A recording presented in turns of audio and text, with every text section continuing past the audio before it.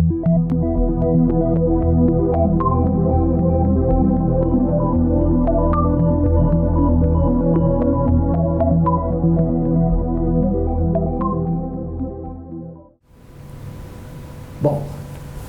como eu já falei, na tiroidite de Hashimoto, nós temos que ficar muito atento e pedir para o paciente pelo menos de 3 em 3 ou de 4 em 4 meses ir ao consultório e temos que palpar essa tiroide.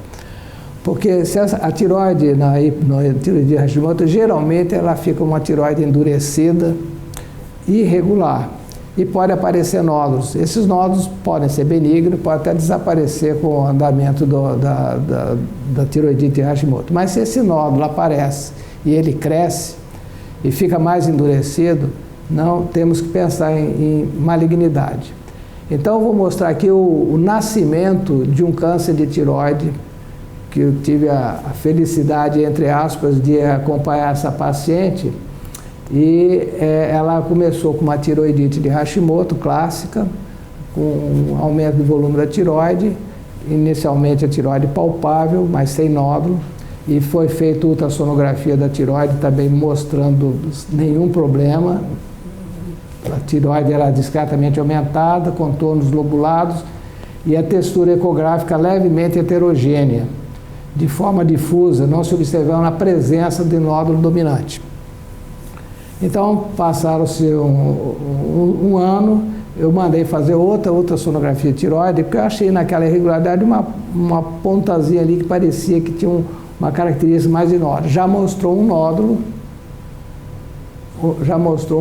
da tiroide, mas um nódulo sem alterações assim ecográficas importantes, que fui deixando de observação. Agora, passou-se mais um ano e esse nódulo, que era pequeno, ele aumentou. Quer dizer, então a característica do nódulo aumentou de tamanho, ficou mais endurecido.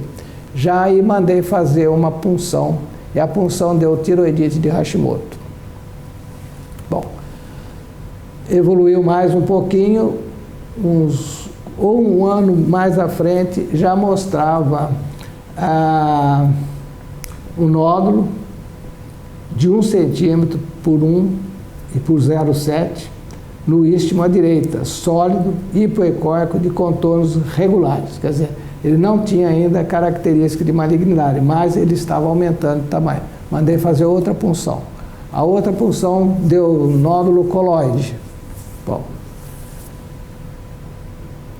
foi evoluindo, depois de 3 anos de evolução, essa paciente, 3 anos e meio mais ou menos, o nódulo cresceu mais e eu pedi para fazer nova ultrassonografia, que apareceram então microcalcificações. Então surgiram microcalcificações, então aí a possibilidade de malignidade aumentou muito, porque estava tudo de acordo com os livros.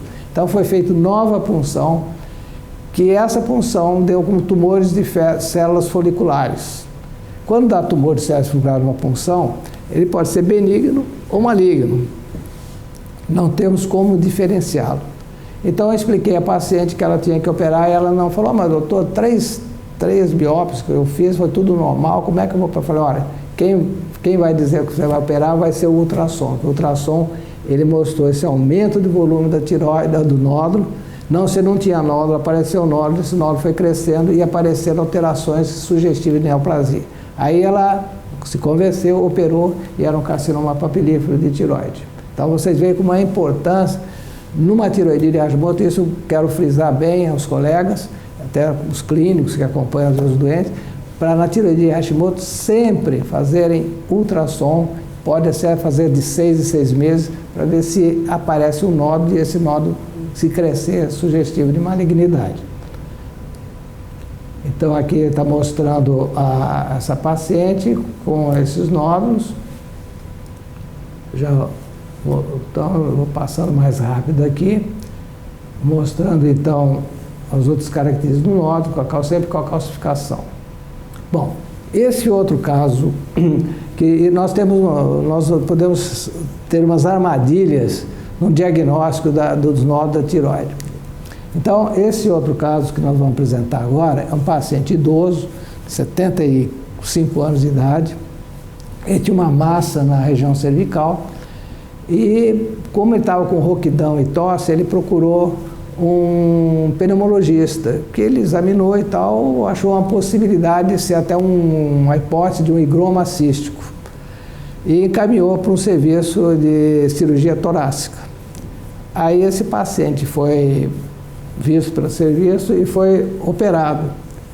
E quando ele foi operado, foi retirada essa massa estava aderente ali à traqueia, próxima da traqueia, e quando veio o diagnóstico, veio com o diagnóstico de carcinoma papilífero da tireoide. Então vocês reparem o seguinte, nessa imagem, nós temos uma parte preta, que é o cisto, né, que rompeu provavelmente um vaso, alguma coisa, e deu essa imagem cística, e uma imagem mais esbranquiçada, que seria o carcinoma, que é a parte sólida. Então, repare aqui, olha, o desvio do esôfago pelo tumor, olha aqui, mais à frente, olha aqui, bem acentuado nessa imagem. E aqui a imagem ultrassonográfica mostrando então ali a parede mais espessada, esbranquiçada, que era o tumor. E a outra parte líquida, poderia ter sido romper um vaso no tumor e deu ele ficou encistado, formando essa nódulo, vamos dizer assim, misto, né, que tem sólido e cístico. Então, o cuidado nesses casos.